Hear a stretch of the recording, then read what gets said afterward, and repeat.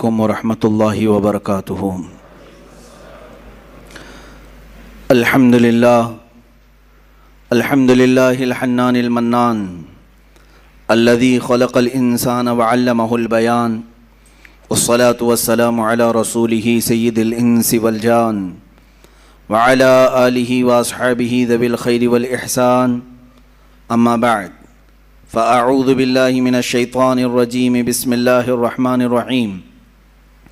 قل یا ایہا الناس انی رسول اللہ الیکم جمیعا الذی لہ ملک السماوات والارض لا الہ الا هو یحیی ویمیت الی آخر هذه الآیہ۔ صدق اللہ مولانا العظیم وبلغنا رسولہ النبی الامین المتین المختار الکریم، ونحن على ذلك من الشاہدین والشاکرین والحمد للہ رب العالمین۔ بارگاہ رسالت معاب صلی اللہ علیہ وسلم میں درود پاک کا ہدیہ پیش کریں۔ اللہم صلی علی سیدنا و مولانا محمد معدن الجود والکرم وآلہ واصحابہ الکرام وابنہ الکریم وبارک وسلم صلاۃ دائمۃ سرمدا ابدا۔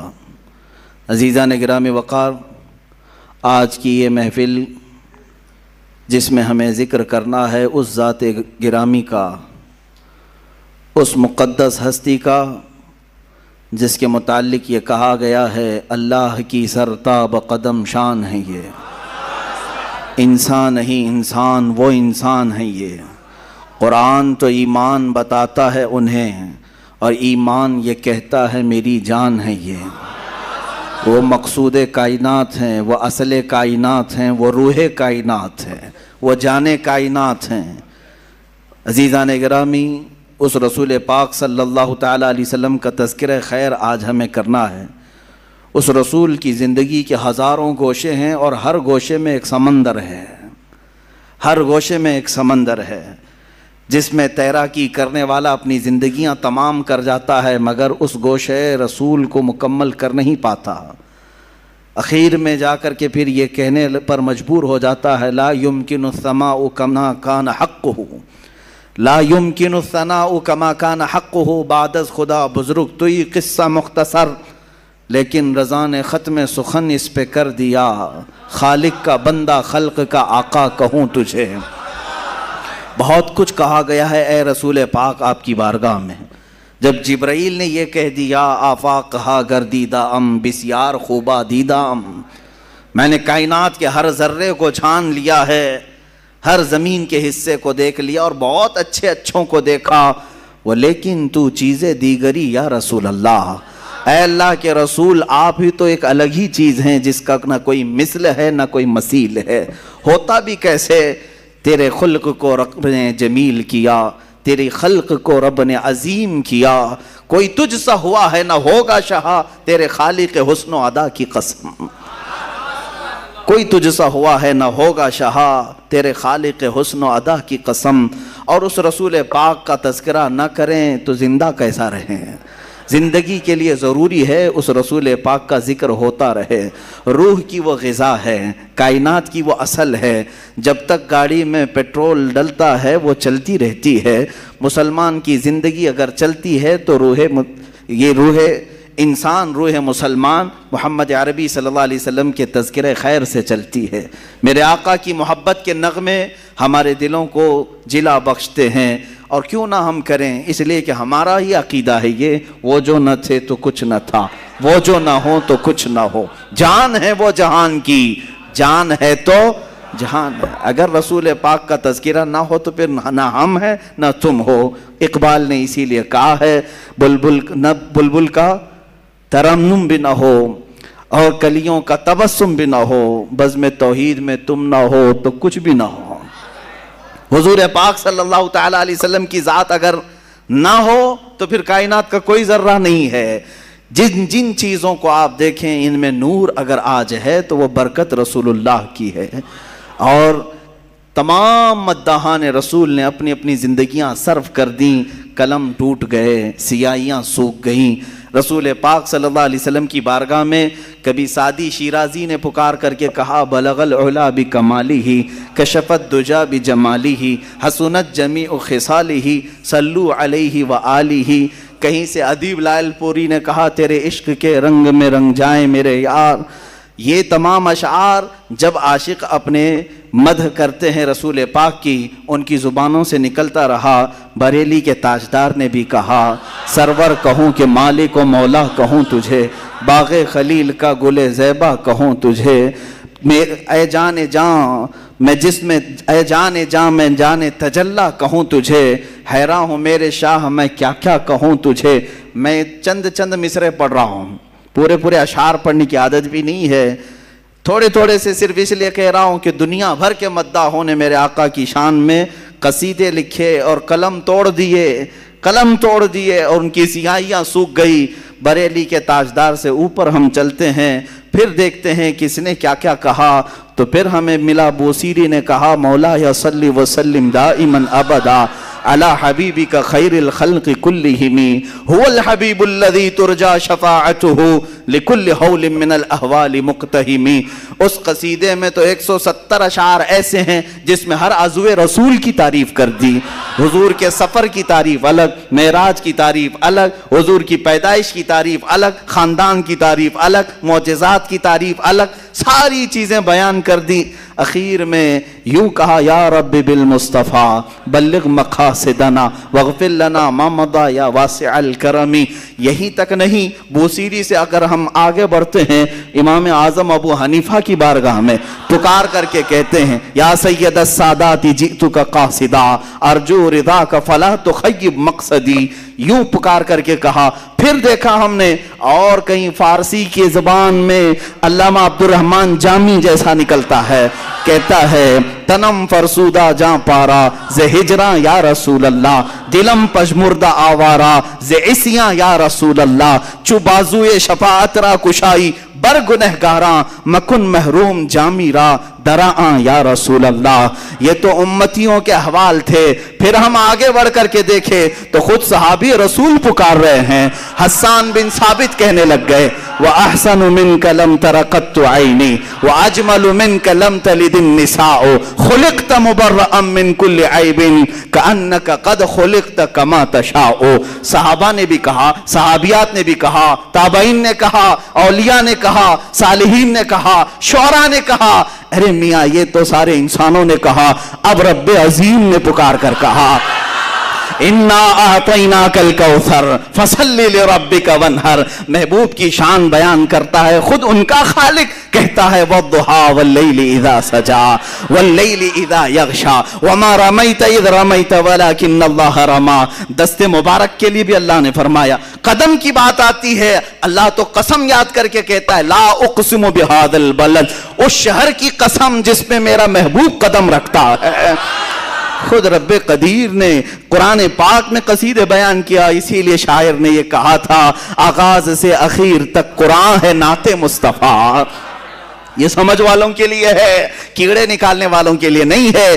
عشق کی آنکھیں ہوں قرآن پڑھے تو یہی کہے گا آغاز سے اخیر تک قرآن ہے نعت مصطفیٰ. محبوب کے بیان کا کیسا انوکھا ڈھنگ ہے، محبوب کے بیان کا کیسا انوکھا ڈھنگ ہے. یہ رسول پاک صلی اللہ تعالیٰ علیہ وسلم کی عظمت کوڑ لوگوں کو نظر نہیں آتی. اسی لیے کہا گیا ہے کہ آنکھ والے تیرے جوبن کا تماشا دیکھیں، آنکھ والے تیرے جوبن کا تماشا دیکھیں. دیدہ کور کو کیا نظر آئے کیا دیکھے. ابو جہل بھی دیکھتا رہا، ابو لہب بھی دیکھتا رہا، برائیاں کرتے رہے اور حضور کے قریب آتے نہیں رہے. اگر حضور کو دیکھنا ہو تو صدیق اکبر کی آنکھ چاہیے، صدیق کی آنکھ چاہیے، حسان بن ثابت کی آنکھ چاہیے. تبھی تو پکار کر کے بندہ کہے گا میں نے زندگی میں بہت رنگ دیکھے لیکن مصطفیٰ کریم کی زلفوں کے ایک بال نے مجھے اسیر کر دیا ہے. تب جا کر کے کہتا ہے آنکھوں میں بھی بلا کا عشق ہو. عزیزان گرامی وقار، مجھے بات کچھ اور عرض کرنی تھی رسول پاک صلی اللہ علیہ وسلم کے غزوات کے متعلق. آج میں گفتگو کرنے آیا تھا مگر رنگ کچھ اور ہی چڑھ گیا. مجمع نے حضور پاک صلی اللہ تعالیٰ علیہ وسلم کی قصیدہ خوانی کا یہ دیکھیں، یہ جو عقیدہ ہے یہ سنیوں کا عقیدہ ہے. یہ حضور کے نام پر جو مچلنا ہے یہ سنیوں کی قسمت میں ملا ہے. الحمدللہ یہ ہماری قسمت میں ملا ہے. اسی سے تو ہماری امید جاگتی ہے کہ ابھی ہم مرے نہیں ہیں، زندہ ہیں. مرے نہیں ہیں، زندہ ہیں. اسی لیے کہا ہے شاعر نے اس مسلمان کو بیدار تو ہو لینے دو، پھر دنیا کی ہر قوم پکارے گی حسین ہمارے ہیں. بیدار ہو لینے دو، تھوڑی دیر کی بات ہے.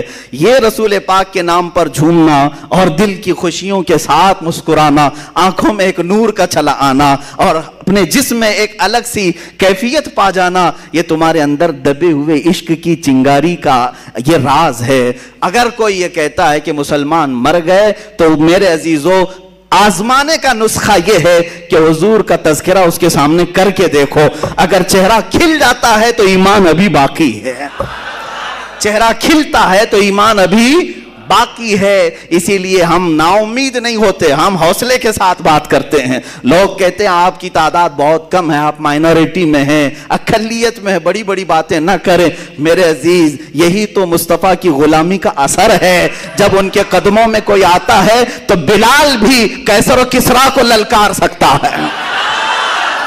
حبشہ کے رہنے والے غلام بلال حبشی کے اندر بھی اتنا پاور آتا ہے کہ وہ قیصر اور کسریٰ کو للکار سکتا ہے. جب سیدنا عمر فاروق کہتے ہیں قیصر بھی ختم، کسریٰ بھی ختم، سلطنتیں ٹوٹ گئی. فتح ہو کر کے آنے کے بعد سیدنا عمر فاروق نے یہی کہا تھا، میں وہی عمر ہوں خطاب کا بیٹا جسے بچپن میں 2 بکریاں سنبھالنا نہیں آتا تھا، آج 6 ملکوں کو اکیلا سنبھالتا ہے، صرف اس لیے کہ قدم رسول کی برکت ہے.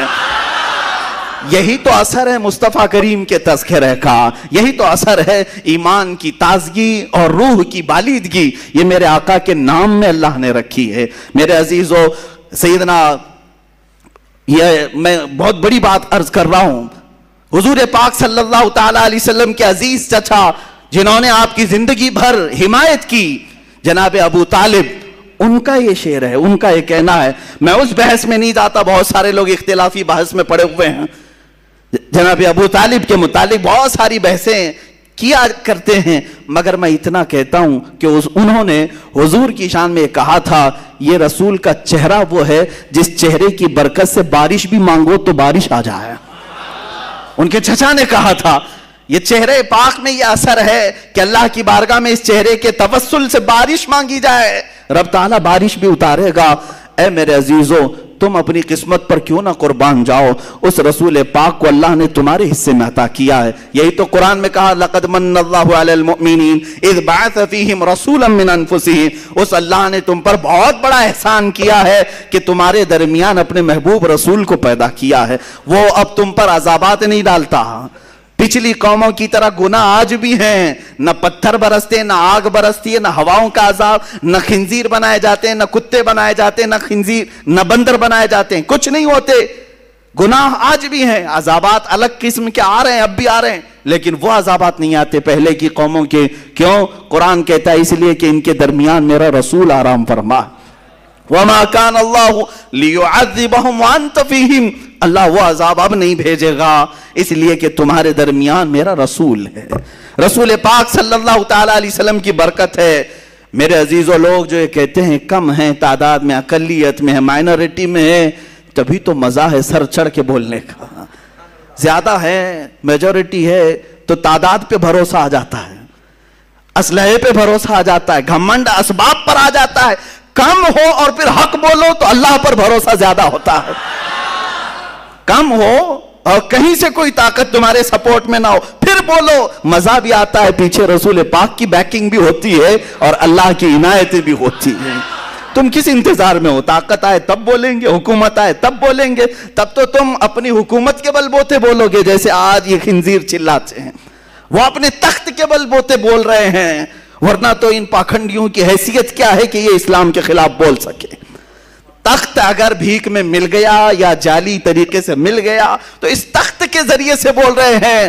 کمال تو اس وقت ہے جس کے پاس نہ کوئی الیکشن کی سرٹیفکیٹ، نہ اس کے پاس کوئی دولت، نہ مجھ جیسے فقیر کے پاس کچھ نہیں، اگر میں بول سکتا ہوں تو صرف یہ نسبت رسول ہے. الحمدللہ مسلمان کو جو حق بولنے پر کوئی چیز آمادہ کرتی ہے تو وہ سیاست، حکومت، طاقت نہیں بلکہ محبت رسول آمادہ کرتی. حضور پاک صلی اللہ تعالیٰ علیہ وسلم کی محبت آمادہ کرتی. عزیزان گرامی وقار، رسول پاک صلی اللہ تعالیٰ علیہ وسلم کا تذکرہ یہ ہماری جانوں کے لیے، ہماری روحوں کے لیے بہت ضروری ہے، بہت ضروری غذا ہے۔ آپ خود محسوس کریں گے زیادہ دن تک اگر حضور کو نہیں سنو گے تو دل مرجھانے لگتا ہے، دل کے اندر کمزوریاں آتی ہیں، گناہ کی طرف بڑھنے لگ جاتا ہے۔ جہاں اسے مصطفیٰ کی یاد آ جائے پھر اس کی آنکھیں بھیگ جاتی ہیں، پلٹ آتا ہے، مسجدوں کی طرف دوڑتا ہے، اپنے نبی کی محبت میں کچھ نہ کچھ خیرات، صدقات، میلاد کرنے لگ جاتا ہے۔ یہ حضور پاک سے دور جتنا جاؤ گے بے چینی اتنی بڑھتی جائے گی، بے سکونی، بے قراری اتنی بڑھتی جائے گی۔ اور اس کا اندازہ کرو جتنا قریب ہوتے جاؤ گے، جتنے قریب ہوتے جاؤ گے وہ نور کے ان جہانوں کا سفر کرنے لگ جاؤ گے جہاں تمہارے برابر کا کوئی آ نہیں سکتا، کوئی آ نہیں سکتا۔ حضور پاک صلی اللہ تعالیٰ علیہ وسلم سے قربت کا جو سفر ہے، اے نوجوانوں، یہ خوش قسمت لوگوں کو سفر ملتا ہے جو سب کچھ چھوڑ دیا ہو، جیسے صہیب رومی کی طرح اپنے ماں باپ بھائی بہن سب کو چھوڑ کر مکہ سے نکلے تھے۔ ماں نے پکار کر کے کہا صہیب تمہارے بدن پر جو کپڑے ہیں یہ ہمارے سلائے ہوئے ہیں، تیری کمائی کے نہیں۔ وہ بھی نکال کے دے دیا، وہ بھی نکال کے دے دیا۔ مدینے جانا تھا رسول پاک کی بارگاہ میں، کیا پہنا؟ ٹاٹ کے کپڑے، گونی جو تھیلا ہوتا ہے اس کو اوڑھ کر کے کانٹے لگا لیے۔ اتنے پہ نہیں، باپ نے گنڈے بھیجے راستے میں اور مار توڑ کیا، اتنا مارا کہ ناک سے خون آیا۔ صہیب اس کے باوجود خاموش نہیں رہے، سفر جاری رکھا، سفر جاری رکھا، یہاں تک کہ 8 دن کے بعد کمزوری کے عالم میں زخموں کے ساتھ مدینے پہنچ رہے ہیں تو صحابہ کہتے ہیں مغرب کا وقت تھا، میرے آقا صلی اللہ علیہ وسلم مسجد نبوی سے بار بار باہر نکل رہے تھے، بار بار باہر نکل کر دیکھ رہے تھے۔ صحابہ نے پوچھا آقا کوئی قبیلہ آ رہا ہے، کوئی وفد آ رہا ہے ملاقات کے لیے؟ میرے آقا نے فرمایا نہیں، میرا ایک دیوانہ آ رہا ہے، سب کو چھوڑ کر کے آ رہا ہے، ساری چیزیں چھوڑ کر آ رہا ہے۔ وہ غیب داں رسول انتظار میں تھے، جب صہیب پہنچے میرے آقا نے سینے سے سینہ ملایا، اپنی چادر مبارک اٹھا کر انہیں پہنا دیا۔ حضرت صہیب کہتے ہیں میرے سارے زخم کافور ہو گئے، جتنا درد تھا سب نکل گیا، جتنا غم تھا ماں باپ کو چھوڑنے کا، ایک بار سینے سے سینہ کیا ملا، سارے غم تمام کافور ہو چکے تھے، اور زندگی بھر اس چادر کو اپنے جسم سے الگ نہیں کیا۔ حضرت صہیب اسی چادر کو لے کر قبر میں بھی دفن ہو گئے۔ اخیر تک وہ کہتے تھے اے لوگو سنو، دنیا میں اگر سب سے زیادہ عزیز کوئی ہوتا ہے تو وہ ماں ہوتی ہے، سب سے زیادہ محبت کوئی کرتا ہے وہ باپ اور ماں ہوتے ہیں۔ میں وہ انسان ہوں جس سے ماں اور باپ نے بدن کے کپڑے بھی چھین لیے، جب میرے پاس کوئی لباس نہیں تھا تو مجھے جس نے لباس پہنایا وہ محمد الرسول اللہ ہے، مجھے جو چادر عنایت کی وہ رسول مختار صلی اللہ علیہ وسلم ہے۔ عزیزان گرامی وقار، رسول پاک صلی اللہ تعالیٰ علیہ وسلم کی جس کیفیت کو، جس صفات کو مجھے آج عرض کرنا تھا وہ یہ تھی کہ اللہ نے انہیں فرمایا اے نبی آپ فرما دیں قل یا ایھا الناس انی رسول اللہ الیکم جمیعا، اے نبی آپ فرما دیں اے انسانوں میں تم سب کے پاس رسول بن کر آیا ہوں، انی رسول اللہ الیکم جمیعا، سارے انسانوں کے لیے، مسلمانوں کے لیے نہیں۔ حضور صلی اللہ علیہ وسلم سارے انسانوں کے لیے رسول بن کر آئے۔ میری یہ دعوت ہے جتنی بھی قومیں آ جائیں ان سب کے لیے بھی حضور رسول بن کر آئے۔ تمہاری نجات اسی میں ہے کہ رسول پاک کی رسالت کو قبول کر لو، چاہے دنیا میں عیسائیت ہو، یہودیت ہو، جو بھی ہو، ان سب کے لیے میرے آقا صلی اللہ علیہ وسلم رسول بن کر کے آئے، سب کے لیے رحمت بھی بن کر کے آئے۔ اور اسی تبلیغ کے لیے، سارے لوگوں کو حق کی طرف بلانے کے لیے میرے آقا صلی اللہ علیہ وسلم پوری زندگی بھر تگ و دو کرتے رہے، محنت شاقہ فرمایا، تبلیغیں کی، اسفار کیے، غزوات کیے، معرکے دیکھے، بہت ساری چیزیں میرے آقا صلی اللہ تعالیٰ علیہ وسلم نے جو برداشت کی وہ صرف اسی مقصد کے لیے کہ رسول صرف مدینے کے لیے نہیں آئے تھے، صرف مکے کے لیے نہیں آئے تھے، بلکہ پوری کائنات کے وہ رسول بن کر آئے تھے، اور سال کے لیے، 5 سال، 10 سال، 100 سال کے لیے نہیں، صبح قیامت تک کے لیے وہ رسول بن کر آئے۔ اب اس رسول کا جو میسج ہے وہ پہنچانے کی ذمہ داری امت کی ہے، تم سب کے کندھوں پر یہ ذمہ داری ہے، ہمارے اوپر یہ ذمہ داری ہے۔ اس رسول کی رسالت، اس رسول کا جو میسج تھا پوری کائنات کے لیے، ہر مسلمان کے اوپر یہ ذمہ داری ہے۔ اگر تم اسلام لا چکے ہو تو اسلام کی خوبیاں دوسروں تک پہنچاؤ، دوسروں تک پہنچاؤ۔ اس کی خوبیاں کیا ہے؟ آج دنیا پوری پروپیگنڈے کے ذریعے سے اسلام مخالف دشمنی اور زہر اتنا گھول رہی ہے، اس وقت بھی اگر تم اپنی ذمہ داری کو نہیں نبھاؤ گے تو قیامت کے دن پوچھ ہوگی، پکڑ ہوگی کہ تم نے رسول پاک صلی اللہ علیہ وسلم کی تعلیمات کو نشر کرنے میں کون سا کردار ادا کیا۔ تم چاہتے بہت ہو میرے آقا کو، معلوم ہے تم محبت بہت کرتے ہو اپنے رسول سے، جان دینے کی بھی بات کرتے ہو، سب کچھ لٹانے کی بھی بات کرتے ہو، لیکن اے عزیز تجھے یہ سب کرنے کی اندر سے ہمت طاقت سب کچھ ہے، لیکن اس رسول پاک کے دیوانے بنانے میں کام کیوں نہیں کرتے؟ لوگوں کو اور اس رسول پاک کے اس امن والے میسج سے جوڑنے میں کیوں نہیں محنت کرتے؟ یہاں پر کچے ضرور ہیں، ہم بہت کچے ہیں، یہ آج دل دہلا دینے والی باتیں ہیں۔ ہندوستان میں آج جو حالات چل رہے ہیں اس پر میں اگر تھوڑی سی بات کروں، کیا ہمارے ارد گرد آپ نہیں دیکھ رہے نفرتوں کا ماحول بڑھتا جا رہا ہے، زہر اس قدر پھیلایا جا رہا ہے کہ لوگ مسلمانوں کے نام سے چڑھنے لگ جائیں، جو اب تک سیکولر کہلاتے تھے وہ بھی کٹر ہونے لگ گئے، وہ بھی اب شدت پسند ہونے لگ گئے۔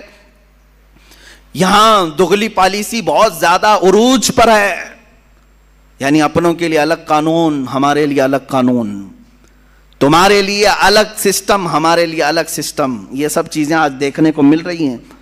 اتر پردیش کے ایک چھوٹے سے گاؤں میں 2-4 دن قبل کی نیوز کہ تقریباً 18 یا 19 لوگ دھرم پریورتن کرتے ہیں، یعنی مسلمان اپنا دین چھوڑ کر کے ہندو دھرم کو اپناتے ہیں۔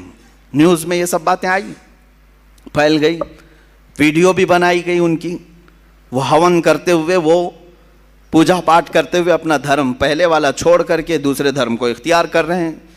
جس پنڈت نے ان کو دھرم پریورتن کروایا اس نے انٹرویو بھی دیا، ساری چیزیں چل رہی ہیں، وہ کریں تو کوئی مسئلہ نہیں، لیکن اگر کوئی ایک مبلغ اسلام کی سچائیاں پھیلائے تو اس پر NSA لگایا جائے گا، اسے کہا جائے گا کہ یہ باہر کے پیسے لے کر کے لوگوں پر زبردستی دین بدل رہا تھا۔ یہ دغلی پالیسی ہے۔ بہرحال مجھے بات یہاں جو عرض کرنی وہ یہ ہے، انہوں نے 18 لوگوں کو یا 19 لوگوں کو جو دھرم پریورتن کرایا، جیسے بھی ہوں، اسلام کسی کے جانے سے نہ رکتا ہے نہ مٹتا ہے، الحمدللہ۔ اسلام کسی ہلکے پھلکے پودے کا نام نہیں ہے، یہ اس کی جڑیں تحت الثری میں، اس کی شاخیں اوج ثریا پر ہیں، پوری کائنات مل کر کے اسلام کو ہلا نہیں سکے گی۔ یہ الحمدللہ میرا کیا، یہ رب ذوالجلال کا چیلنج ہے، اللہ رب العزت کا یہ دستور ہے، اس کا کچھ نہیں ہونے والا ہے۔ جو آ رہے ہیں ٹھیک ہے، تمہاری نجات ہے، جو جا رہا ہے تمہارے لیے جہنم ہے۔ میں سوال یہ کرتا ہوں، وہ 18-19 لوگ جو 3 پریوار کے تھے وہ دھرم پریورتن کر کے جو چلے گئے، اس کی وجہ کیا بنی؟ کیوں ایسا ہوا؟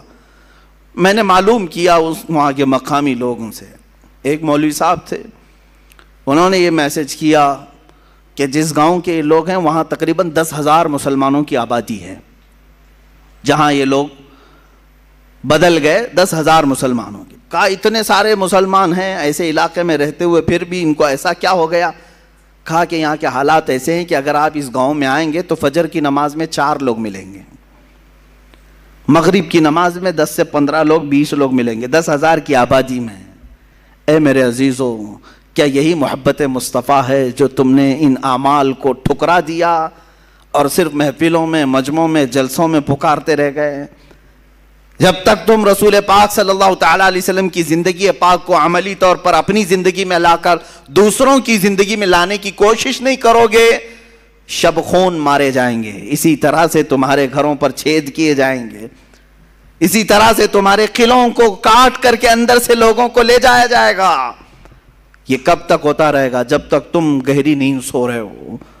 میری دعوت صرف اتنی ہے کہ رسول پاک صلی اللہ تعالیٰ علیہ وسلم کل بروز قیامت اگر پوچھیں تم سے، تو میرا امتی ہے، تو میرا چاہنے والا ہے، تو مجھ سے محبت کرتا ہے، بتا میری محبت کتنوں کے سینے میں تو نے ڈالی؟ ہوتا تو یہی ہے، ہر شخص اپنے محبوب کا تذکرہ کھل کر کے کرتا ہے۔ آپ جہاں بیٹھتے ہیں اپنے محبت کرنے والوں کے تذکرے کرتے رہتے ہیں، دوسروں کو بھی منواتے رہتے ہیں۔ ارے یہاں حالات تو ایسے ہیں کہ تمہارے پیر کو میں نہ مانوں تو مجھے باہر کرتے ہو، میرے پیر کو تم نہ مانو ہمارے ادھر کے لوگ باہر کرتے ہیں۔ ہم پیروں کے لیے تو اتنی بات رکھتے ہیں اور حضور پاک کے لیے کیوں نہیں؟ رسول محترم صلی اللہ تعالی علیہ وسلم کے لیے یہ احساس کیوں نہیں ہے کہ میں اپنے نبی کونین صلی اللہ علیہ وسلم سے بے پناہ محبت کرتا ہوں؟ تو سیکنڈری میرے اوپر ذمہ داری یہی آتی ہے کہ میں دوسروں کو بھی اس طرح محبت میں تڑپتا ہوا دیکھوں، ان کے سینوں میں بھی محبت مصطفیٰ کو دیکھوں۔ اس تبلیغ کو جب چھوڑ دیا تب یہ حالات ایسے آ گئے ہیں۔ شاعر نے سچ کہا ہے، دیوار کیا گری میرے خستہ مکان کی، لوگوں نے آنے جانے کا راستہ بنا لیا۔ ہوتا ایسے ہی ہے، گھر پرانا اگر گر گیا نا تو کیا کرتے ہیں لوگ؟ ادھر سے ادھر جانے کا اس کو راستہ بنا لیتے۔ گھر جب تک سلامت ہے کوئی گھر کے دروازے سے نہیں گھستا، گرا ہے گھر تبھی لوگوں نے راستہ بنایا ہے۔ آج حالات تمہارے خستہ ہیں اور گر گئے ہیں، اس لیے ہر کوئی تمہارے اوپر سے گزرنے کی کوشش کر رہا ہے۔ کبھی ہم نے سنا نہیں کہ موب لنچنگ کسی عیسائی کی ہوتی ہے، صرف تمہاری، تمہیں پکڑ کر کے مارا پیٹا جاتا ہے۔ ارے میاں عیسائی بھی تو رام رام نہیں بولتے ہیں، وہ ان کا اپنا عقیدہ ہے۔ یہودی بھی نہیں بولتے، لیکن مجال ہے ان لوگوں نے کبھی کسی کی موب لنچنگ کی ہو؟ صرف اور صرف مظلوم مسلمان نظر آتے ہیں۔ مظلوم مسلمان ہیں جن کو ان کے دین پر، ان کی داڑھی کے نام پر ٹارچر کیا جائے، ان کی ٹوپی کے نام پہ ٹارچر کیا جائے۔ یہ حالات صرف اور صرف اس کی وجہ یہ ہے میرے عزیزوں، جس کو میں بارہا کہتا ہوں، ان کے جو ہم غلام تھے خلق کے پیشوا رہے۔ حضور پاک صلی اللہ علیہ وسلم کی غلامی سے جب ہٹو گے دنیا یہی دکھائے گی، دنیا ہمیں یہ ساری چیزیں دکھائے گی۔ اور اسی لیے کہا ہے کہ درس قرآن کو اگر ہم نے نہ بھلایا ہوتا، یہ زمانے نے زمانہ نہ دکھایا ہوتا۔ آج جو ہمیں دکھایا جا رہا ہے یہ سب ٹرائل ہے، ابھی اور کچھ آنا باقی ہے۔ بہت سارے لوگ آج جتھا بنا کر کے چھوٹی چھوٹی سی کنڈلیاں، چھوٹی چھوٹی سی منڈلیاں جس میں آتنکی نعرے لگائے جائیں اور مسلمانوں کو کاٹنے کی بات کی جائے، قتل کرنے کی بات کی جائے، یہ سب سنو اور انتظار کرو میرے عزیزوں، اور بھی بڑے وقت آنے والے ہیں۔ لیکن بیدار ہو گئے اور اپنے آپ کو سنبھال لیے تو میرا یہ صرف امید کی بات نہیں، یقین کی بات ہے، کوئی اگر تمہاری طرف انگلی بھی اٹھائے گا انشاءاللہ العزیز رب ذوالجلال کی طرف سے غیبی مدد ایسی آئے گی کہ وہ ہمیشہ کے لیے خائب و خاسر ہوگا، وہ فنا فی النار ہوگا، لیکن مضبوطی تمہارے اندر آئے۔ دیکھو میرا مولا مدد کب کرتا ہے، بدر کے وہ 313 جوانوں کو دیکھو، نہتے ہیں، ان کے پاس ہاتھوں میں تلواریں بھی نہیں تھیں، پہننے کے لیے چپلیں نہیں تھیں، سواریاں بھی بہت کم، پیدل گئے ہیں اکثر، دھوپ کا وقت ہے اور ریت والا میدان ہے، سب پورا ریت میں ہے، کتنی آزمائشیں، پلس اس پر رمضان کا مہینہ ہے اور چھاؤں نام کی کوئی چیز ہی نہیں ہے، کوئی درخت تک نہیں ہے سائے کا۔ میرے عزیزو جب اس قدر مشقتیں اٹھا کر حضور کی وفاداری کرتے ہیں نا تب اللہ 5000 فرشتوں کو اتارتا ہے۔ قرآن کہتا ہے لَقَدْ نَصَرَكُمُ اللَّهُ بِبَدْرٍ، اللہ تعالیٰ نے تمہاری مدد نازل کی ہے بدر میں، بدر کے میدان میں مدد نازل فرمائی، حنین میں نازل فرمائی۔ عزیزان گرامی وقار، تمہارے لیے مدد آئے گی، صرف اور صرف شرط یہی ہے ان کنتم مؤمنین۔ قرآن نے کہا اگر تم ایمان والے ہو، اگر تم ایمان والے ہو، اور ایمان کہتے کسے ہیں؟ لا یؤمن احدکم حتی اکون احب الیہ من والدہ وولدہ والناس اجمعین، تم میں سے اس وقت تک کوئی ایمان والا ہو نہیں سکتا جب تک کہ رسول سے وہ اپنی اولاد، تمام انسانوں اور اپنے ماں باپ سے زیادہ پیار نہ کرے، جب تک حضور سے محبت نہ کرے سب سے زیادہ، اس وقت تک وہ کامل ایمان والا نہیں ہو سکتا۔ تمہیں وہاں پہنچنا ہوگا، گربعون رسیدی تمام ابو لہبیس۔ اقبال نے کہا اگر تم وہاں تک نہیں پہنچے تو زندگی تو ابو لہب کی طرح ہے، قریب رہ کر کے بھی نہیں پہنچ سکا۔ میرے عزیزو اب بات میں کرتا ہوں حضور پاک صلی اللہ علیہ وسلم کی رحمت للعالمین کی۔ مجھے کبھی کبھار غم بھی ہوتا ہے اس بات کا، دکھ بھی ہوتا ہے کہ ہم جس زمانے میں جی رہے ہیں آج بھی اس رسول پر ظلم کیا جا رہا ہے، اس رسول پروردگار، رسول رحمت للعالمین حضور پاک صلی اللہ تعالی علیہ وسلم جو اپنی زندگی پاک میں بھی مشقتیں اٹھاتے رہے، جس رسول کو طائف والوں نے پتھر مارے تھے، یا حضور اکرم صلی اللہ علیہ وسلم پر مشقتیں ڈھائی تھیں، اس رسول پاک کو 1400 سال گزرنے کے بعد آج بھی ہندوستان کی سرزمین سے گالیوں کی بوچھار ہو رہی ہے، آج بھی ظلم کیا جا رہا ہے، پھر بھی دنیا یہ کہتی ہے کہ یہ دہشت گرد ہے۔ آج تم نے جتنی گالیاں میرے نبی کو دیں، میں سمجھتا ہوں کسی بھی دھرم کی مقدس شخصیت کو اتنی باتیں نہیں کہی گئی ہوں گی، کسی بھی نہیں۔ مجھے بتاؤ یہودیوں کی جو مقدس شخصیات ہے ان سے کون چھیڑ چھاڑ کرتا ہے؟ نہ ہم نے آج تک گالی دی، دوسرے بھی نہیں۔ عیسائی اور یہودی لڑتے رہتے تھے، الگ بات ہے، عیسائی جن کو مقدس مانتے ہیں ان کو کون گالیاں دیتا ہے؟ پلس ہندو جن کو مقدس مانتے ہیں، ہم کہاں انہیں گالیاں دیتے ہیں؟ لیکن ایک مظلوم شخصیت ہے رسول مختار صلی اللہ علیہ وسلم کی، آج بھی دنیا اپنے نشانے پر رکھی ہوئی ہے۔ کارٹون بنانا ہے انہیں کوئی دوسرا نہیں ملتا، رسول کی ذات ملتی ہے۔ انہیں مسخرہ کرنا ہے، جوک بنانا ہے، حضور کی ذات ملتی ہے۔ انہیں گالیاں بھپکیاں دینا ہے، حضور کی ذات ملتی ہے۔ آج کتنے کمزور ہو گئے یہ کروڑوں مسلمان، کتنے کمزور ہو گئے کروڑوں مسلمان۔ وہ عروہ بن مسعود کی بات مجھے یاد آتی ہے، جس کو قاصد بنا کر کے لوگوں نے بھیجا تھا کہ جاؤ دیکھاؤ محمد نے کتنی طاقت جمع کی۔ عروہ بن مسعود یہ قاصد بن کر کے آئے تھے دشمنوں کی طرف سے، اور حضور صلی اللہ علیہ وسلم کی طاقت دیکھنے آئے تھے کہ یہ للکارتے ہیں کیسر و کسریٰ کو بھی، سپر پاور کو بھی، ہے کتنی ان کے پاس طاقت۔ کیا دیکھا تھا انہوں نے؟ کیا دیکھا تھا؟ جنگی ہتھیار دیکھا تھا حضور کے ساتھ؟ صحابہ کے ساتھ بہت بڑے ہتھیار دیکھے تھے؟ نہیں، بلکہ وہ کہتے ہیں میں نے دیکھا مغرب کی اذان ہوئی، محمد صلی اللہ علیہ وسلم وضو کے لیے نکلے ہیں، وضو کا پانی لایا گیا، وضو جیسی کرنے لگے صحابہ ارد گرد ایسے جمع ہو گئے اتنی بڑی تعداد میں۔ وہ محمد صلی اللہ علیہ وسلم وضو کے لیے ہاتھ دھوتے ہیں، کلی کرتے ہیں، ناک میں پانی چڑھاتے ہیں، چہرہ دھوتے ہیں۔ وہ عروہ بن مسعود دور کھڑے ہو کر دیکھ رہے ہیں اور کہتے ہیں میں نے دیکھا حضور کے جتنے صحابہ ہیں وہ کوئی اپنا دامن سامنے کیا ہے، کوئی ہاتھ سامنے کیا ہے، حضور کے چہرے کے پانی کو سب اپنے ہاتھوں میں لیتے ہیں، کوئی اپنے دامن پہ لیتا ہے۔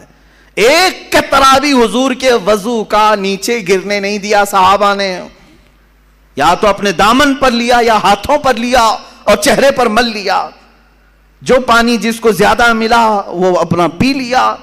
حضور پاک صلی اللہ علیہ وسلم کا لعاب پاک بھی اگر کلی میں نکلا ہے صحابہ نے پی لیا۔ عروہ بن مسعود یہی دیکھ کر واپس گئے اور اپنے گرو گھنٹالوں سے کہا کہ چھوڑ دو محمد سے لڑنے کی بات۔ کہا کیا ہے ان کے پاس ہتھیار؟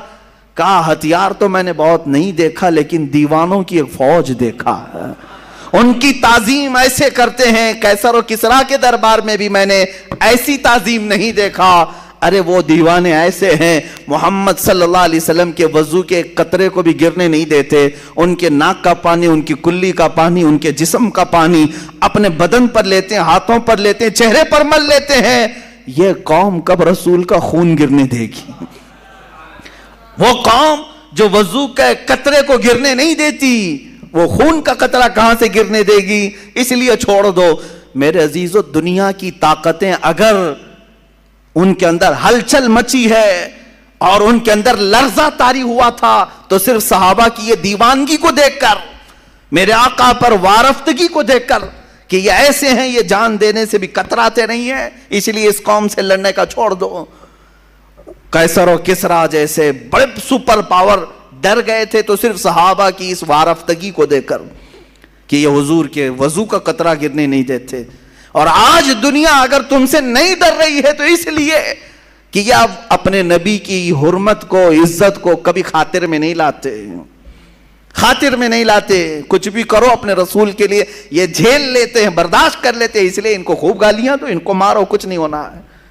آج اگر تمہارے اندر جذبہ وہی ہوتا جو صحابہ نے اپنے رسول پاک صلی اللہ علیہ وسلم کے لیے پیش کیا، عزیزان گرامی، وہ صحابہ کا جذبہ یہی تھا جو جنگوں میں بھی، سفر میں بھی، حضر میں بھی، حتیٰ کہ وہ نمازوں میں بھی تک حضور پاک کے دیدار کو عبادت کا عین سمجھتے تھے۔ حضور کی پیروی، حضور کی اطاعت، ان کی دلجوئی کو عبادت سمجھتے تھے۔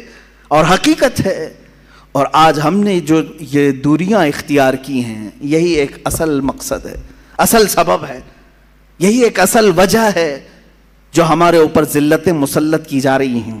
اب میں بات عرض کرتا ہوں، جس چیز سے حضور پاک صلی اللہ علیہ وسلم کی زندگی پاک میں نے طے کیا تھا بہت دن پہلے ہی کہ اس بار اگر آپ کے درمیان حضور کی سیرت بیان کرنا ہے تو حضور کی مدنی سیرت کو بیان کروں گا، اس لیے کہ بہت سارے لوگ مکی سیرت ہی بیان کرتے ہیں۔ ہوتا کیا ہے، حضور کی زندگی کے دو حصے ہیں، مکی زندگی ہے اور مدنی زندگی۔ 53 سال تک حضور کہاں رہے؟ مکہ مکرمہ میں رہے، 10 سال صرف مدینہ طیبہ میں رہے، لیکن پوری 53 سالہ زندگی کو ایک طرف، اعلان نبوت کے بعد حضور نے جب نبوت کا اعلان فرمایا، وہ آپ کی عمر مبارک جب 40 سال کی تھی، 40 سال سے لے کر کے 53 سال تک، یعنی 23 سال نہیں، تقریباً 13 سال حضور پاک صلی اللہ علیہ وسلم کہاں رہے؟ مکہ مکرمہ میں۔ وہ 13 سال کی زندگی اور 10 سال مدینے کی۔ مکی زندگی کو اس لیے بہت سارے لوگ بیان کرتے ہیں کہ وہ بیان کرنے میں کچھ ہونا نہیں ہے، ہاں بس یہ ہے کہ لوگوں کے جذبات ہوں گے، رحم کا معاملہ آئے گا، ارے میرے نبی پر ایسا ہوا ایسا ہوا، مکہ والوں نے ستایا پریشان کیا، طائف والوں نے ستایا پریشان کیا، حضور کا سوشل بائیکاٹ کیا، پتے کھانے پر مجبور کیا، یہ سب مکہ میں ہوا، یہ سب مکہ میں ہوا۔ حضور صلی اللہ علیہ وسلم کے لیے کانٹے بچھائے گئے، یہ مکہ میں ہوا۔ حضور پاک صلی اللہ تعالیٰ علیہ وسلم کے گلے میں کسی نے گمچھا ڈال کر کھینچا، یہ مکہ میں ہوا۔ صحابہ کو جو مارا گیا، یہ مکہ میں ہوا۔ یہی سب مکی سیرت بیان کی جاتی ہے۔ میرے عزیزوں، مدنی سیرت بھی بیان کی جائے، جہاں رسول پاک صلی اللہ تعالیٰ علیہ وسلم نے اسلامی سلطنت کو اسٹیبلش کیا، قائم کیا، اور پھر صحابہ رضوان اللہ تعالیٰ علیہ مجمعین جو وہاں سے نکلے تو پوری دنیا میں سمندر کی طرف پھیلتے چلے گئے۔ وہ مدنی زندگی تھی۔ مدنی زندگی حضور پاک صلی اللہ تعالیٰ علیہ وسلم کی غزوات سے بھری ہوئی ہے۔ غزوات کس کو کہتے ہیں؟ جنگوں کو۔ اب میں آتا ہوں اصل بات پر، جس لفظ کو بہت سارے لوگ سننا نہیں چاہتے، ہم وہ سنانا ضرور چاہتے ہیں، وہ ہے رسول پاک کی جہاد کی زندگی۔ میرے آقا صلی اللہ تعالیٰ علیہ وسلم نے جہاد کیا ہے کہ نہیں کیا ہے؟ کیا ہے۔ پھر حضور نے جو کیا اس لفظ کو بولنے سے آج ڈرو گے؟ پھر کہو سب کو کہ اگر لفظ جہاد سخت ہے تو پھر مجھے میرے نبی کی آدھی سیرت چھوڑنی پڑ جائے گی۔ میں ہر چیز چھوڑ سکتا ہوں، میرے نبی کی زندگی کا ایک گوشہ بھی نہیں چھوڑ سکتا۔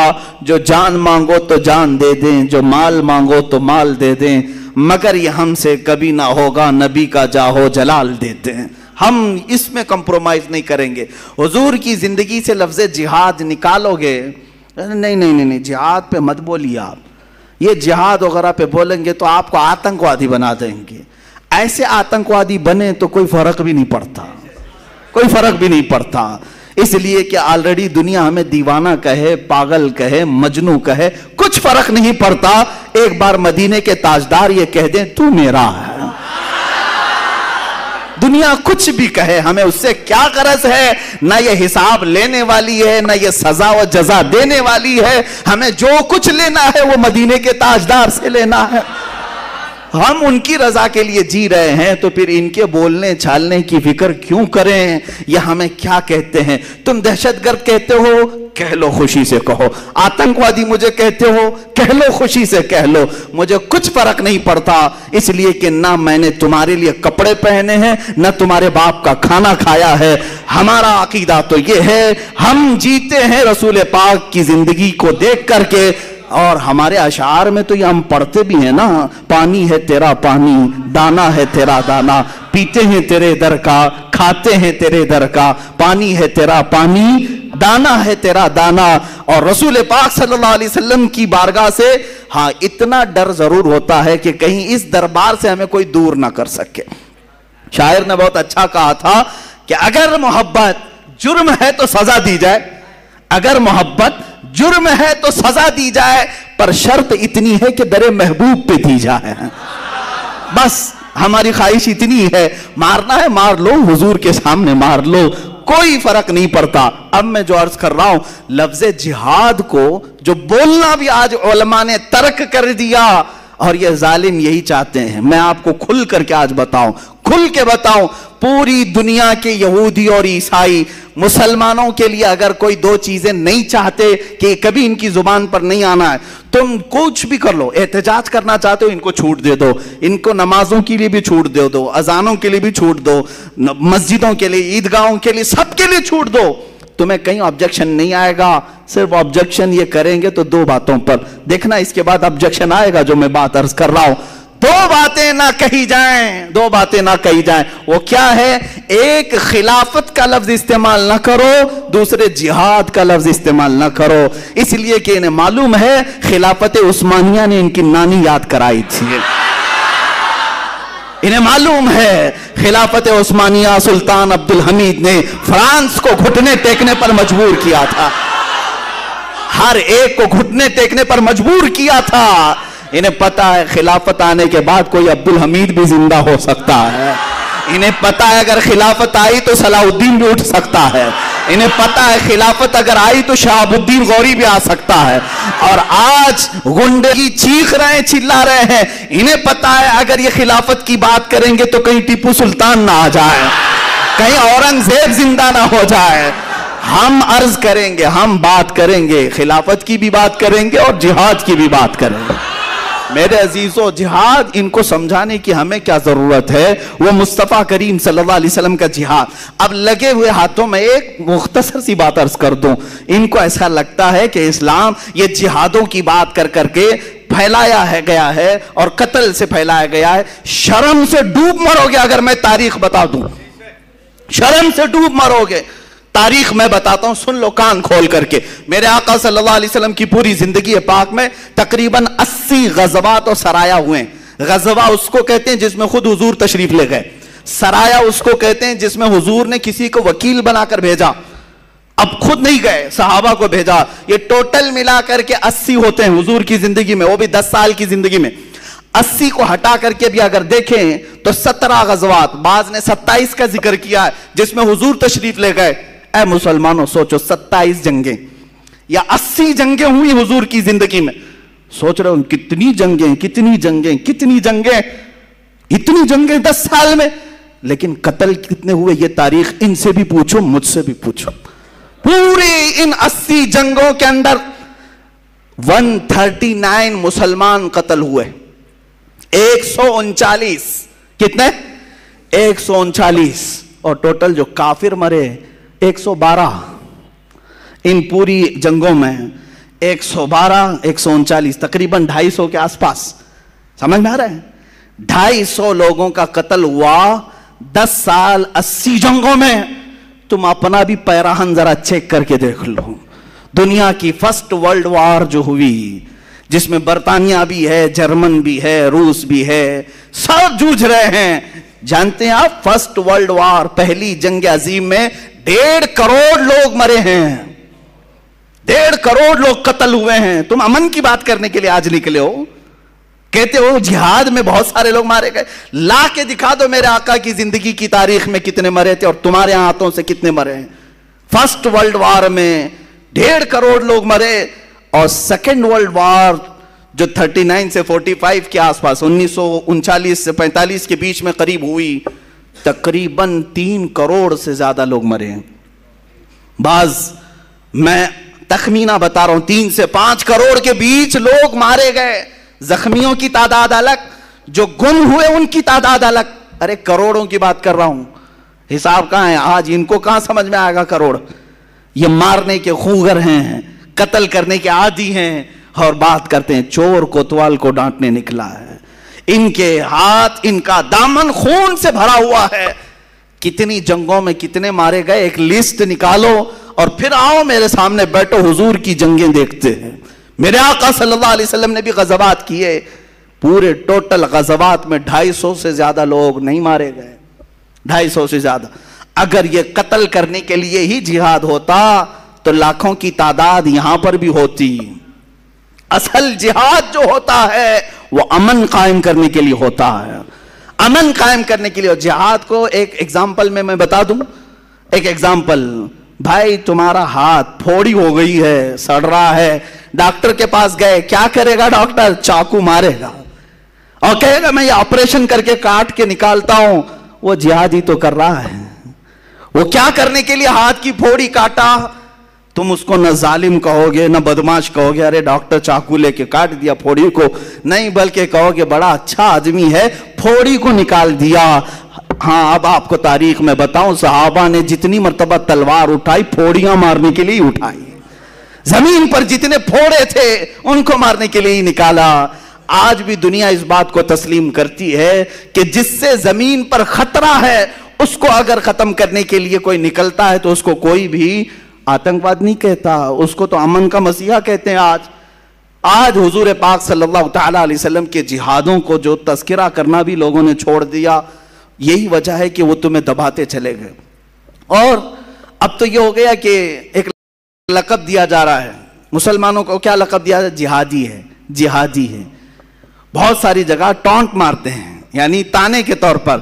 تم تانا مارتے ہوں گے لیکن میں تو خوشی سے قبول کرنے کو تیار ہوں.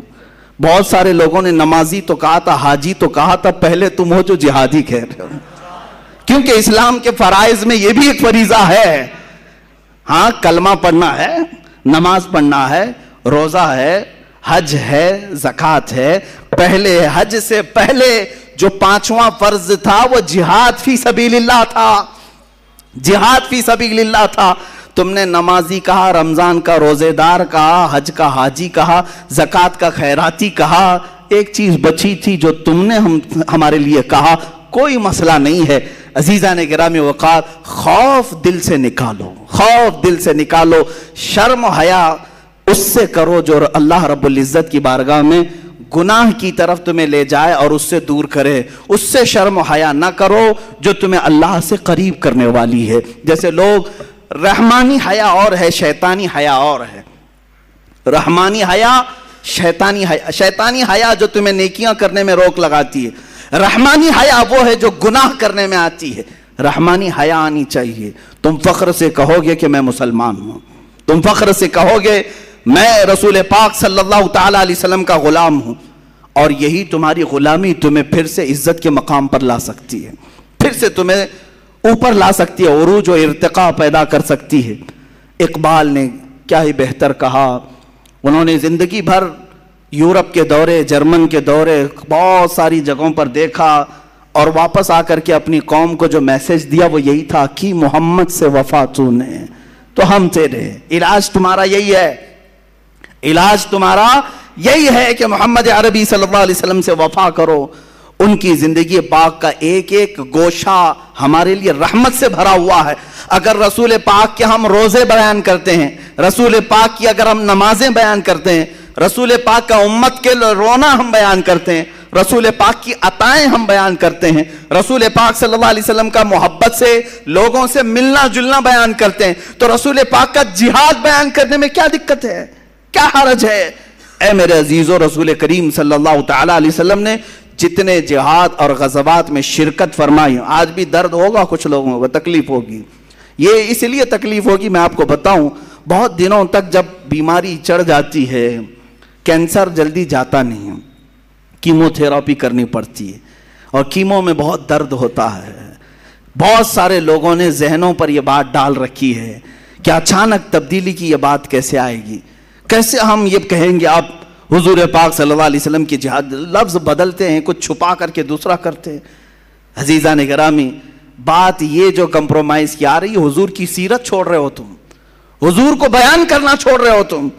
ابھی ایک گاؤں میں گیا تھا، وہاں پر ایک صاحب کان میں بولنے لگے، حضرت سب لوگ آپ کو سننے کے لیے آئے ہیں، آدھا گھنٹہ 1 گھنٹہ آپ کچھ بولیں، لیکن ایک میری ریکویسٹ ہے حضرت، یہ شہادت پہ مت بیان کیجئے، شہادت وغیرہ پہ مت بیان کیجئے. کہا کیوں؟ کہا نہیں، وہ لوگ پھر یہ سمجھیں گے کہ آپ سب کو جنگ میں لے کے چلے جائیں گے. یعنی ایسی سوچ بنی ہوئی ہے. کیا میں جنگ میں لے جانے کی بات کر رہا ہوں؟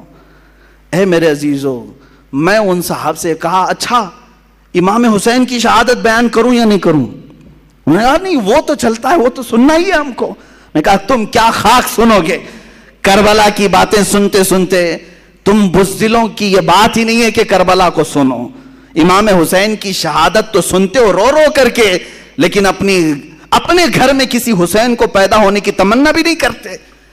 اس وقت تمہارے بچے حسین اعظم کے کردار کو اپنائیں گے جس دن تم اپنے بچوں کو یہ بیان کرو گے، ایک طرف 82 لوگ تھے، ایک طرف 22,000 تھے، تب بھی ڈٹ کر کے اگر کوئی بول رہا تھا وہ رسول کا نواسہ بول رہا تھا۔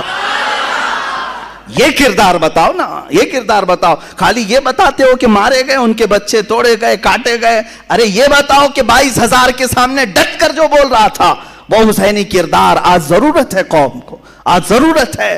عاشقان مصطفیٰ کبھی نہ تعداد دیکھتے ہیں نہ طاقت دیکھتے ہیں۔ صدیق اکبر جیسا کوئی ہو جو 50,000 کے مجمع میں بھی جا کر کے یہودی کو گستاخی خدا پر تھپڑ رسید کر سکتے ہیں، اور انہیں خوف نہیں اس بات کا کہ 50,000 لوگ مجھے ماریں گے، نہیں، بلکہ یہودیوں کے مجمع میں اس کو پکڑ لیا کہ تو میرے رب کی شان میں کیسے گستاخی کر رہا ہے۔ اس نے مارا نہیں، حضور کی بارگاہ میں ان کو پکڑ کر کے لایا اور کہا کہ ابو بکر کو کیسے تم نے پرورش کیا، تربیت کیا، یہ تو مجھے تھپڑ رسید کیا سارے لوگوں کے سامنے۔ یہودیوں کا عالم شکایت لے کر آیا، حضور نے پوچھا ابو بکر کیسے تم نے مار دیا اتنے بڑے مجمع میں؟ کہا اے اللہ کے نبی، یہ رب کی شان میں گستاخی کر رہا تھا، یہ کہہ رہا تھا مسلمانوں کا خدا غریب ہے، مسلمانوں سے قرضہ لیتا ہے۔ اس یہودی نے انکار کر دیا، نہیں میں ایسا نہیں کہہ رہا تھا، یہ جھوٹ بول رہے ہیں، میں تو کہہ رہا تھا خدا بڑا غنی ہے، مسلمان فقیر ہیں، میں خدا کی شان بیان کر رہا تھا۔ بدل دیا، اور اس جھوٹے کی گواہی میں سارے یہودی جھوٹے بھی کھڑے ہو گئے، سب کہنے لگے ہاں ہمارے عالم صاحب تو ایسے ہی کہہ رہے تھے، ایسے ہی کہہ رہے تھے۔ جب ایک جھوٹا کھڑا ہوتا ہے تو اس کے ساتھ بہت سارے جھوٹے بھی کھڑے ہوتے، جو کہہ رہا ہے وہ سب صحیح کہہ رہا ہے۔ جیسے آج ہم اپنے ملک میں دیکھ رہے ہیں، ایک پاگل بولتا رہتا ہے اور بہت سارے انت بخت کہتے ہیں سب صحیح کہہ رہا ہے، سب صحیح کہہ رہا ہے۔ ارے یہ تمہیں چوہا بنا دے تو بھی صحیح ہے، کتا بنا دے تو بھی صحیح ہے، گدھا بنائے تو بھی صحیح ہے۔ خیر یہودیوں کی یہی صفت تھی، سب جھوٹی گواہی دی ہے۔ حضور نے فرمایا ابو بکر تمہارے پاس بھی کوئی گواہ ہے کہ تم نے گستاخی خدا سنا اور مارا؟ کہا میں اکیلا تھا، کوئی نہیں ہے۔ حضور پاک صلی اللہ تعالیٰ علیہ وسلم نے، اب فیصلہ جو کیا جاتا ہے وہ ایویڈنس کے اوپر کیا جاتا ہے نا، آدھار ثبوتوں کے آدھار پہ کیا جاتا ہے، لیکن میرے عزیزو اسی وقت قرآن کی آیت نازل ہوئی، اللہ نے آیت نازل کی، لقد سمع اللہ قول الذین قالوا ان اللہ فقیر ونحن اغنیاء، بے شک اللہ نے سن لیا ہے ان کی بات کہ یہ کہہ رہے تھے کہ اللہ فقیر ہے اور ہم غنی ہیں۔ ابو بکر صدیق کی گواہی دینے پر کون آیا؟ خود خالق کائنات آیا۔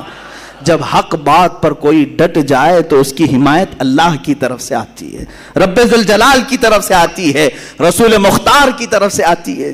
عزیزان گرامی وقار، میں آپ سب سے یہی گزارش کروں گا کہ بعض لوگ ہمیں یہ بھی کہتے ہیں ہمیں اپنی زندگی اب کتنی بچی ہے معلوم نہیں، مجھے بھی نہیں معلوم باقی کتنا جینا ہے، جو کچھ دیکھنا تھا سب دیکھ لیا گیا ہے، میں صرف اتنا چاہتا ہوں کہ اب مرنا ہے تو ڈوب کر کے کیوں مریں، مرنا ہے تو پاؤں رگڑ کر بستر پر کیوں مریں، اگر مرنا ہی ہے تو نام محمد پکار کر کیوں نہ مریں۔ قوت عشق سے ہر پست کو بالا کر دے، دہر میں نام محمد سے اجالا کر دے۔ ہم نے یہ سنا ہے ہم سے پہلے بھی لوگ مارے گئے ہیں، ہم سے پہلے بھی لوگ کاٹے گئے ہیں، ہم سے پہلے بھی لوگ قتل کیے گئے ہیں، کچھ ایسے بھی عاشق ہیں جن کو دار پر چڑھایا گیا ہے، پھانسی کے پھندے پر لٹکایا گیا ہے، لیکن وہ اب تک ہمارے مجمع سے مرے نہیں ہیں۔ اب بھی ان کا تذکرہ آتا ہے تو ہم کہتے ہیں ایک کفایت علی کافی تھا جو پکارتا تھا کوئی گل باقی رہے گا نہ چمن رہ جائے گا، پر رسول اللہ کا دین حسن رہ جائے گا، بلبلیں اڑ جائیں گی سونا چمن رہ جائے گا۔ اور اسی نے یہ پکار کر کے کہا تھا سب فنا ہو جائیں گے حشر تک لیکن کافی نعت حضرت کا زبانوں پر چلن رہ جائے گا۔ مارا ہے نا، ان کو قتل کیا ہے۔ کفایت علی کافی مجاہد آزادی ہیں، آزادی کا دن آ رہا ہے 15 اگست، اس سے پہلے میں اپنا کفارہ ادا کر لوں۔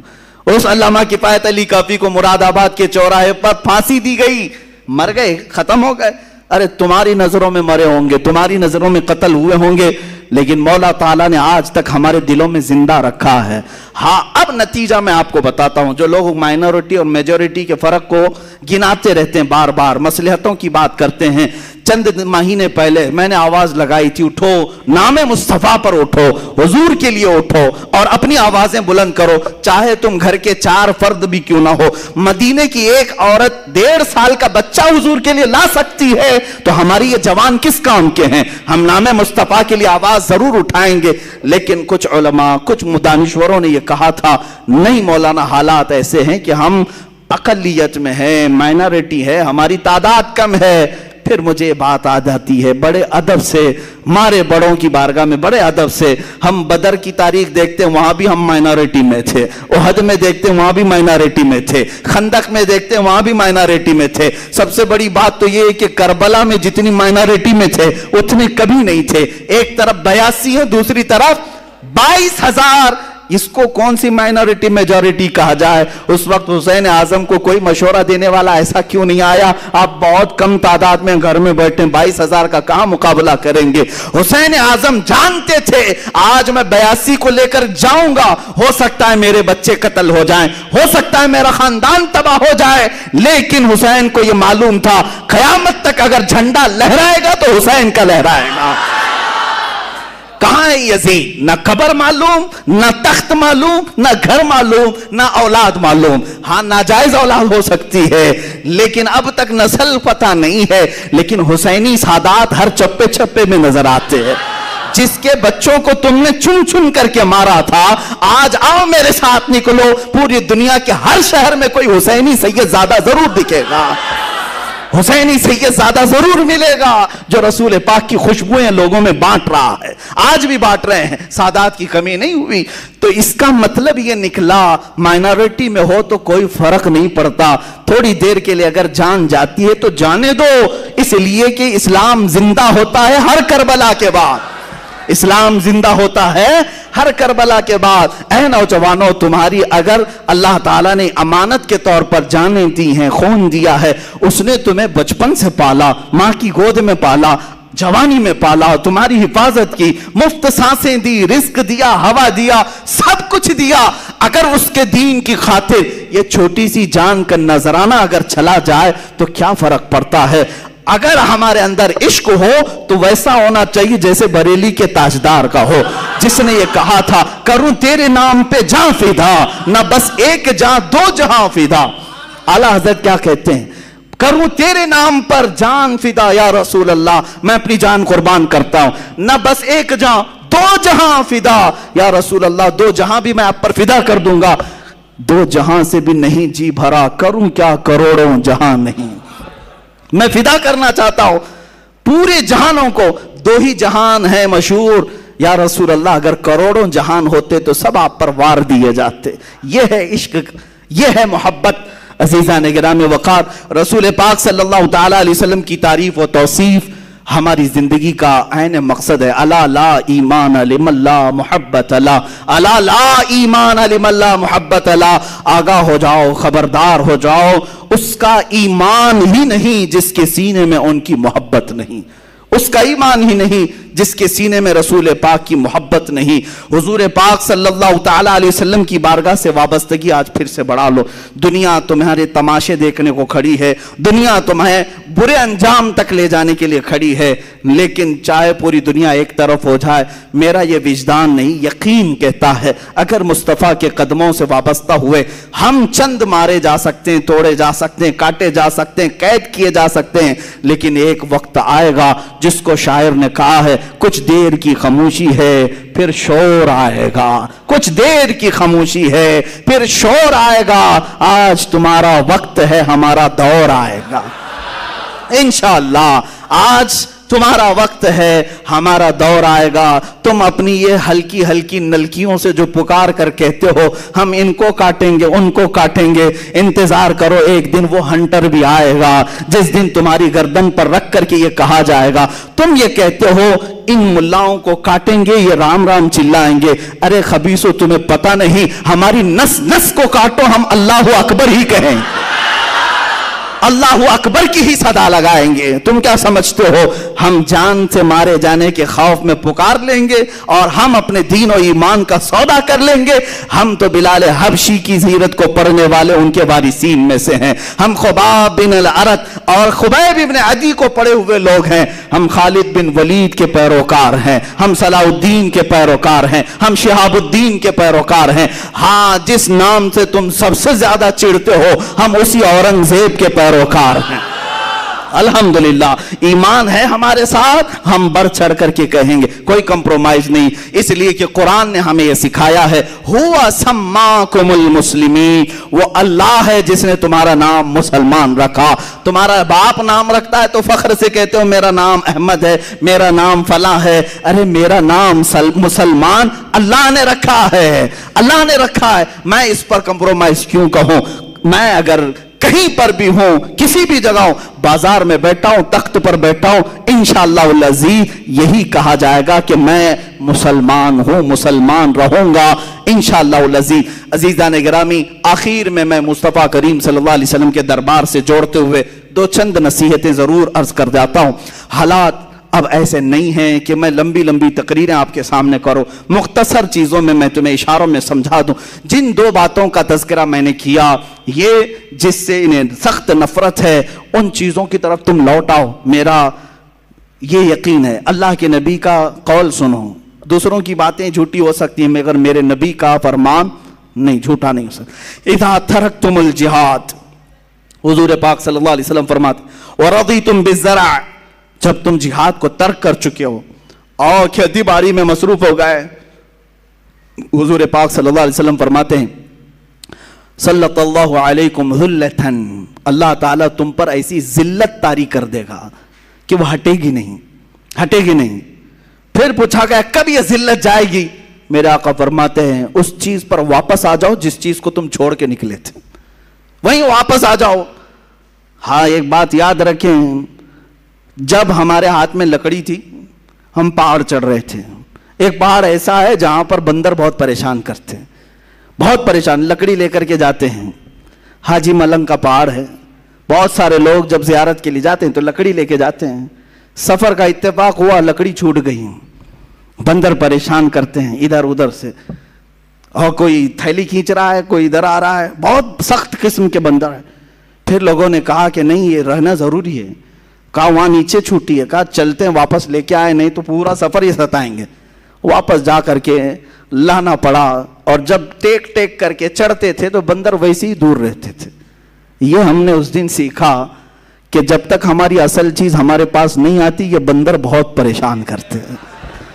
محبت مصطفیٰ صلی اللہ تعالی علیہ وسلم کی لاٹھی تمہارے پاس ہو، رسول پاک صلی اللہ علیہ وسلم پر قربان ہونے کا جذبہ تمہارے ساتھ ہو، پھر دیکھنا یہ بندر دور سے ہی منہ بسار سکتے ہیں، منہ پسار تو سکتے ہیں لیکن تمہیں چھو نہیں سکتے، تمہیں ٹچ نہیں کر سکتے.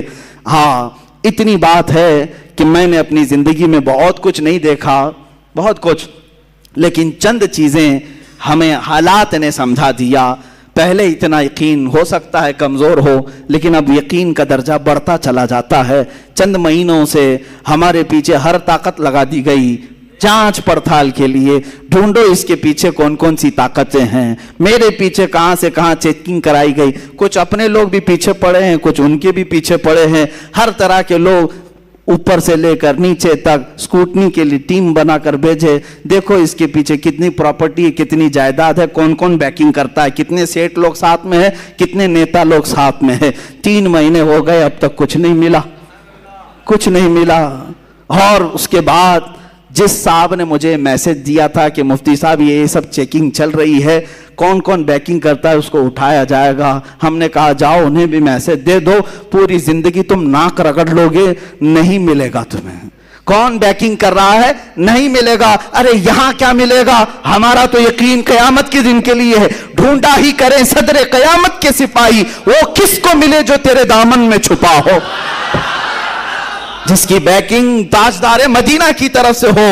تم 1000 کوشش کر لو. میرے مرشد نے یہ ہمیں درس دیا تھا، مجھے کیا فکر ہو اختر، میرے یاور ہے وہ یاور. مجھے کیا فکر ہو اختر، میرے یاور ہے وہ یاور، بلاؤں کو جو خود گرفتار بلا کر دیں۔ اور ان کے دادا امام اہل سنت فاضل بریلوی نے ہم سب کو یہ میسج دیا تھا، خوف نہ رکھ رضا ذرا، تو ہے عبد مصطفیٰ۔ خوف نہ رکھ رضا ذرا، تو ہے عبد مصطفیٰ۔ عبد مصطفیٰ کس کو کہتے ہیں؟ غلام رسول کو کہتے ہیں۔ جب تو کہہ رہا ہے میں مصطفیٰ کا غلام ہو، نبی کا غلام ہو، نبی کا غلام جو ہوتا ہے وہ جنگلوں کے شیروں سے بھی نہیں ڈرتا، ان کتوں سے کیسے ڈرے گا؟